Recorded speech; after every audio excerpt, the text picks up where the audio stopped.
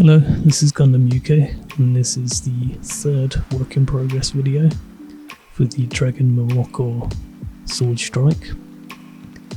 I kind of forgot to do some filming for the last parts of this build, and to be honest, I really just wanted to get it done. So in this video I'll just show you a few pictures of the finished model, and I basically painted the rest of the model just as I did in the first parts of this work in progress series, just with a primer coat of Alclad 2, base coated all of the white, the red and the blue parts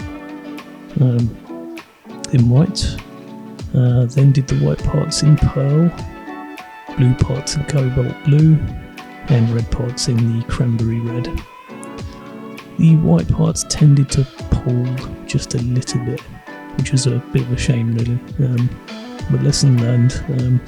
I thinned the paint too much.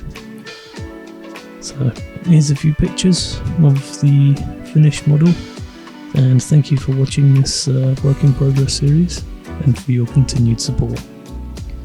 My next model kit will be the Master Grade Thunderbolt Gundam, full armor Thunderbolt Gundam.